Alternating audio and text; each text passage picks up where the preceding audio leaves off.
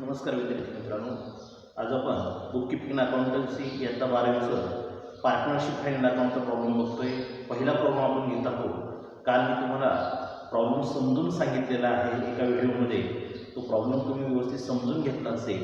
मी E पुस्तक तुम्हाला आपल्या वेबसाईटवर टाकलेलं असून त्या 24 नंबरच्या पानावरती हा पहिला प्रॉब्लेम आपल्याला दिलेला आहे, दया आणि कश्मा नावाच्या पार्टनरचा. तो प्रॉब्लेम आज आपण काय करतो, इथं सोडून घेत आहोत. मी प्रॉब्लेम फळेवरती सोडवलेला आहे, फक्त तुम्हाला आता काय करतो मी समजून सांगतो की कशा रीतीने आपण तो प्रॉब्लेम काय करत असतो, सोडवत असतो. मग आपल्याला ह्या पार्टनरशिप फाइंड अकाउंटमध्ये फ्लक्च्युएटिंग कॅपिटल मेथड आपण शिकतोय. त्यामध्ये आपल्याला म्हणजे 2 अकाउंट आणि 1 स्टेटमेंट आपल्याला तयार करायचं असतं. त्यामध्ये तुमच्यासमोर मी तयार केलेलं आहे, पहिलं ट्रेडिंग अकाउंट तयार केलेलं आहे, त्यानंतर प्रॉफिट अँड लॉस अकाउंट तयार केलेलं आहे आणि नंतर बॅलन्स शीट मी प्रिपेअर केलेलं आहे. Trading account, profit and loss account आणि बॅलन्स शीट आपण प्रिपेअर करतोय. ट्रेडिंग अकाउंटला वरती इन दी बुक्स आपण टाकत असतो for the year ended. Profit and loss अकाउंटला पण आपण profit and loss account for the year ended टाकत असतो आणि बॅलन्स शीटला आपण बॅलन्स शीट ॲज ऑन तारीख टाकत असतो आपण. त्यानंतर ट्रेडिंग अकाउंट असेल, प्रॉफिट अँड लॉस अकाउंट असेल, त्याला डेबिट आणि क्रेडिट टाकणं गरजेचं असतं आणि particular rupees, particular rupees. Inner आणि आउटर कॉलम असतात, 2 अमाऊंटचे कॉलम असतात. मात्र बॅलन्स शीटला पर्टिक्युलर नाव टाकायचं नाही. बॅलन्स शीटला लायबिलिटी रुपीज आणि असेट रुपीज नाव टाकायचं आहे. आपण काल प्रॉब्लेम समजून घेतलेला आहे. आज आपल्याला काय करतो, आपण सोडून घेतलेला आहे फळेवरती प्रॉब्लेम. आपल्याला फक्त कसा सोडवलेला आहे हे बघायचं आहे. बघा, आपण ट्रेडिंग अकाउंटच्या डेबिट साईडला सुरुवातीला तू ओपनिंग स्टॉक घेतलेला आहे 65,000. ओपनिंग स्टॉक 65,000 दिलेला होता, आपण तो डायरेक्ट आउटर कॉलमला घेतलेला आहे. त्यानंतर टू परचेसेस इनरला घेतले 1,48,000, कारण की ट्रायल बॅलन्सच्या क्रेडिट साईडला आपला परचेस रिटर्न दिलेले होते आणि ते परचेस रिटर्न आपण काय केले, परचेसेसमधून वजा केले 4,000, बाहेर आले 1,44,000. त्यानंतर वेजेस आणि सॅलरी होतं ट्रायल बॅलन्समध्ये, ते आपण घेतलेले, त्याच्यावरती कुठल्याही प्रकारची ॲडजस्टमेंट नाही आहे, 9,000. त्यानंतर टू रॉयल्टी 3,000 आपण दिलेली आहे. हे डेबिट साईडचे अकाउंट झाले सर्व ट्रायल बॅलन्समध्ये, ट्रेडिंग अकाउंटचे फक्त. त्यानंतर क्रेडिट साईडला पहा, बाय सेल्स इनरला घेतले 2,85,500. ॲडजस्टमेंट होती सेल्स नॉट रेकॉर्डेडची, आपण ती केलेली नॉट रेकॉर्डेड 6,000. ती इथे सेल्समध्ये ॲड करायची असते आणि इकडे डेटर्समध्ये पण आपण काय केली, ॲड केली आहे. आपण 6,000 ॲड केले, 2,85,500 अधिक 6,000 बरोबर 2,91,500 टोटल आलेली आहे. इथं सेल्स रिटर्न दिलेले होते आपल्याला डेबिट साईडला ट्रायल बॅलन्समध्ये. जसं परचेस रिटर्न लेस केलं तसं सेल्स रिटर्न सेल्समधून लेस करायचं, म्हणून ते 2,000 आपण लेस केले, बाहेर आले 2,89,500. त्यानंतर एक ॲडजस्टमेंट होती, गुड्स टेकन बाय दया. दया नावाच्या पार्टनरने गुड्स घेतले होते 1,000चे, ते पण आपण ट्रेडिंग अकाउंटच्या क्रेडिट साईडला घेतले, bye goods taken by Daya 1,000. आणि इकडं दयाच्या कॅपिटलमधून गुड्स टेकन 1,000 रुपये आपण काय केले आहे, लेस केलेले आहेत आपण.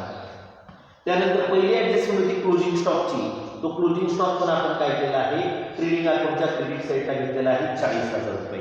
या पद्धतीने आपण हे ट्रेडिंग अकाउंट काय केलं आहे, तयार केलेलं आहे. मग हे ट्रेडिंग अकाउंट क्लोज करायचे आपल्याला. पहिला अकाउंट क्लोज करायचं, मग कसं क्लोज करायचं, ट्रेडिंग अकाउंटची क्रेडिट साईडची टोटल केली आपण 2,89,500 अधिक 1,000 अधिक हे 40,000.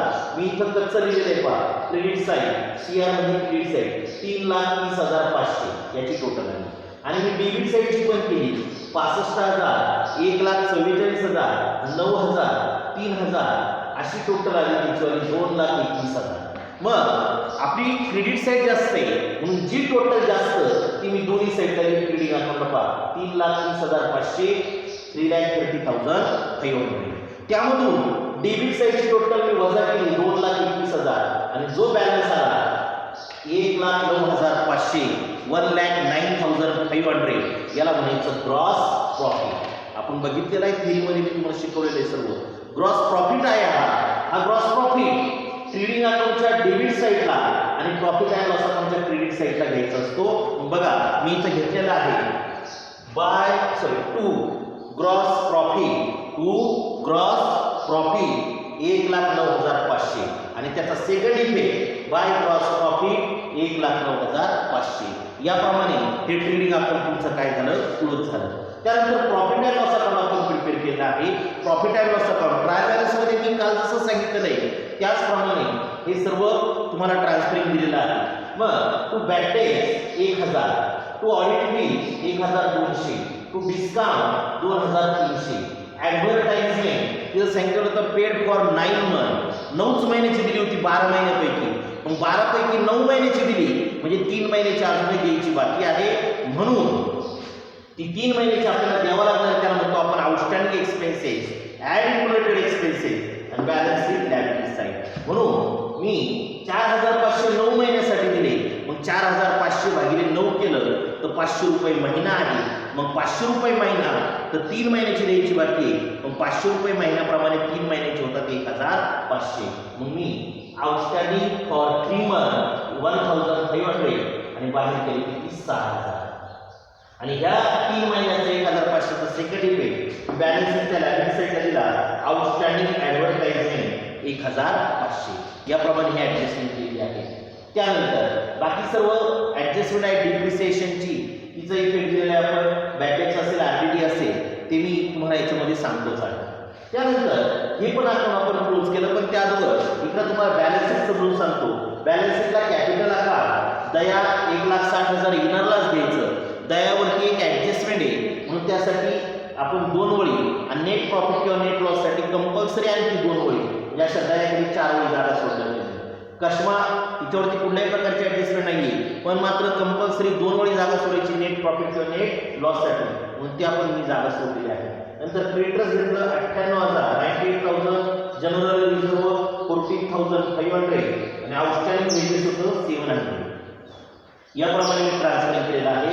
इकडं बिल्स रिसिवेबल ॲडजस्टमेंट म्हणून इनरलाच घेतले 28,000, सन्ड्री डेटर 1,32,500 1,32,500, ॲडजस्टमेंट एक 4 म्हणून मी 8 वळी जागा सोडण्याचं दिलं, 2 ॲड होणारे आहे 2 लेस होणारे बघू त्या ॲडजस्टमेंटमध्ये। त्यानंतर मोटर कार 68,000 68,000 बाहेर घेतलेले आहे ॲडजस्टमेंट नाही। मशिनरीवरती ॲडजस्टमेंट आहे 1,14,800 1,14,800 इनरलाच घेतलेली। बिल्डिंग 75,000 ती ॲडजस्टमेंट आहे इनरलाच घेतलेली। त्यानंतर कॅश अँड बॅग 12,000 बाहेर घेतलेले आहे। 10% इन्व्हेस्टमेंट म्हणजे आपण गुंतवणूक केली 10%नी, मग आपल्याला 10%नी व्याज मिळणार आहे, मग 20,000 वरती 10% म्हणजे 2,000 ॲड केलं इंटरेस्ट 2,000, आपण 20,000 गुंतवले होते 2,000 रुपये व्याज मिळालं म्हणजे टोटल रक्कम झाली आपल्याला 22,000 रुपये आणि त्याचा सेकंड इफेक्ट तो आपला इन्कम आहे, मग प्रॉफिट अँड लॉस अकाउंटच्या क्रेडिट साइडला दिला इंटरेस्ट ऑन इन्व्हेस्टमेंट 2,000 रुपये आपण इथे दिलेले आहे। तर डिस्काउंट 1,800, आरडी 1,800 आपण दिलेले आहे। मग याप्रमाणे ट्रान्सफर केल्यानंतर आपल्याला ॲडजस्टमेंट सोडवायचे असतात। ॲडजस्टमेंट तुम्हाला दिलेल्या होत्या किती 6 ॲडजस्टमेंट। पहिली ॲडजस्टमेंट होती पहा क्लोजिंग स्टॉक ₹40,000 40,000 रुपये क्लोजिंग स्टॉक आहे। क्लोजिंग स्टॉकची ॲडजस्टमेंट आहे ट्रेडिंग अकाउंट क्रेडिट साइड आणि बॅलन्स शीट असेट साइड, म्हणून मी पहा ट्रेडिंग अकाउंटच्या क्रेडिट साइडला बाय क्लोजिंग स्टॉक 40,000 आणि बॅलन्स शीटच्या असेट साइडला पण क्लोजिंग स्टॉक 40,000 याप्रमाणे पहिली ॲडजस्टमेंट मी केलेली आहे। दुसरी ॲडजस्टमेंट पहा काय होती depreciate building and machinery by 5% and 3%। Machinery आणि बिल्डिंग वरती काय करायचे डिप्रिसिएशन, पण बिल्डिंग वरती 5% काढायचे आणि मशिनरी वरती 3% काढायचं आहे। मग मशिनरीच्या वरती 1,14,800 भागिले 100 गुणिले 3 असं केलं किती दाखवलं तर 3,444 वजा केलं 1,11,356 बाहेर येईल। बिल्डिंग मधून पण लेस डिप्रिसिएशन 5%, 75,000 वरती 5% काढलं, 75,000 वरती 10% म्हणलं असतं तर 7,500 आणि 5% काढलं 3,750 बाहेर आले 71,250 71,250।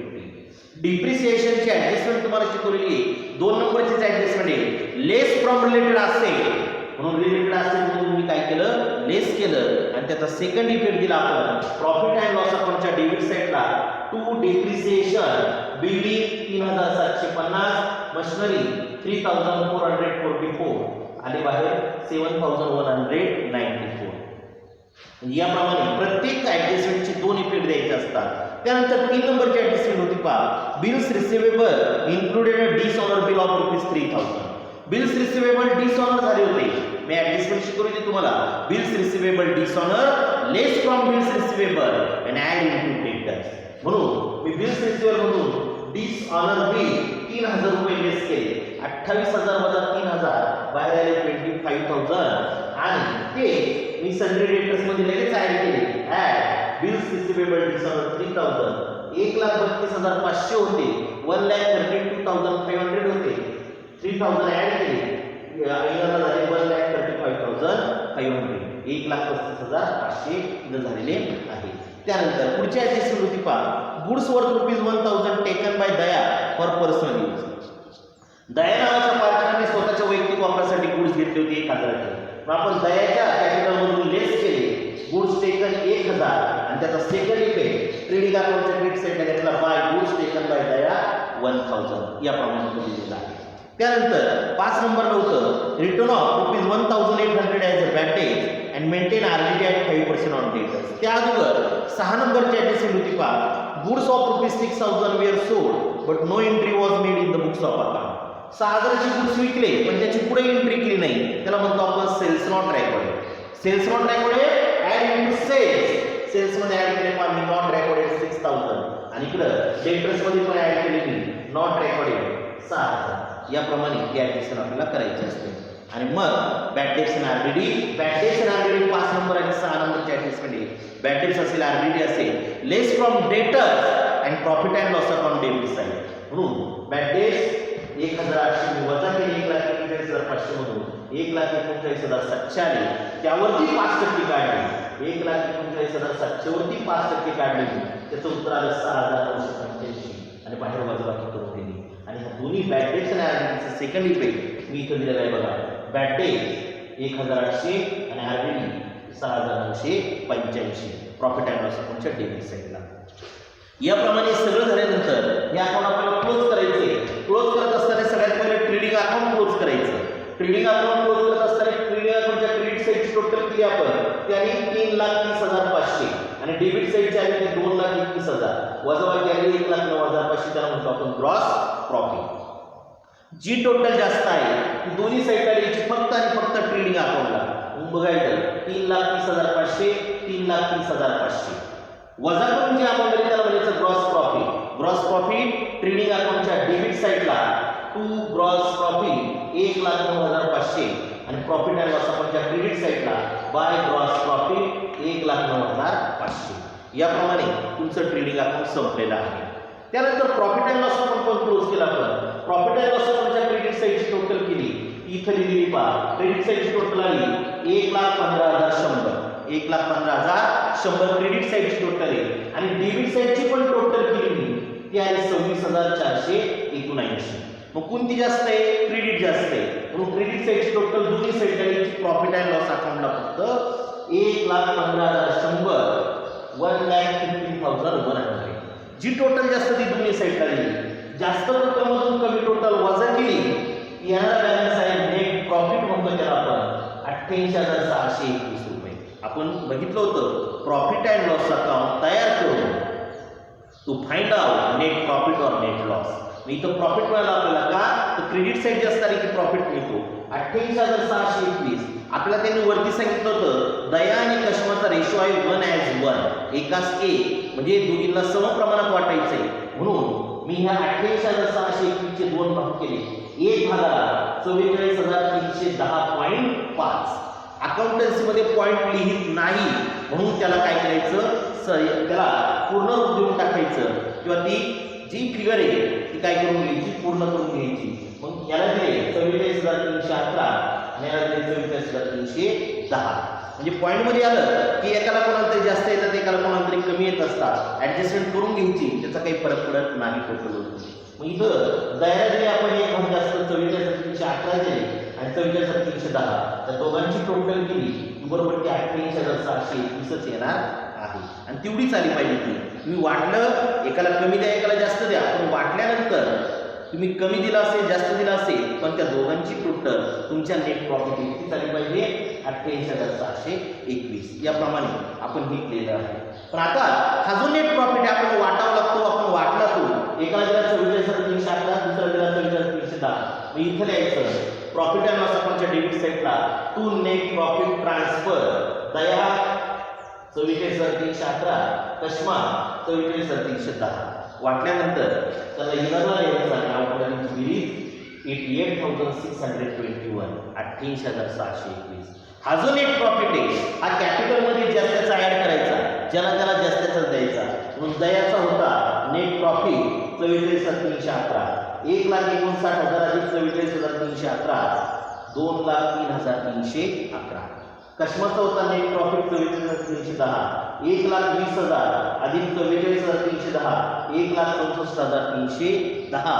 आणि मग हे झाल्यानंतर तुमच्या बॅलन्स शीटची लॅबिलिटी साईड आणि ॲसेट साईड, लॅबिलिटी साईड आणि ॲसेट साईड, ही लॅबिलिटी साईड आहे ही ॲसेट साईड आहे, या दोन्ही पण सारख्याच आल्या पाहिजे. यांच्यामध्ये जर तफावत आली तर तुमचा प्रॉब्लेम सुटलेला आहे. म्हणून त्या दोन्ही सारख्याच आल्या पाहिजे. आणि आपण बरोबर टोटल केली तर टोटलली लॅबिलिटी साईडची 4,82,321 4,82,321 आणि ॲसेट साईडची पैसे उभी झाली 4,82,321. दोन्ही साईडची टोटल काय आलेली आहे सारखीच आलेली आहे. सारखी आली म्हणजे आपण तयार केलेलं ट्रेडिंग अकाउंट बरोबर आहे, प्रॉफिट अँड लॉस अकाउंट बरोबर आहे आणि बॅलन्स शीट पण बरोबर आहे. याप्रमाणे आपण हा पहिला प्रॉब्लेम काय केलेला आहे सोडवलेला आहे. पुस्तकामध्ये ट्रेडिंग अकाउंट आणि प्रॉफिट अँड लॉस अकाउंट एकत्र तयार करतात, आपण मात्र काय केलेलं आहे सेपरेट तयार केलेले trading account, profit and loss account आणि बॅलन्स शीट. मी फॉर्मॅट पण तुम्हाला शिकवलेले आहे, त्यानुसार आपण वेगवेगळे तयारी केलेले आहे. हे याप्रमाणे आपण पहिला प्रॉब्लेम काय केलेला आहे सोडवलेला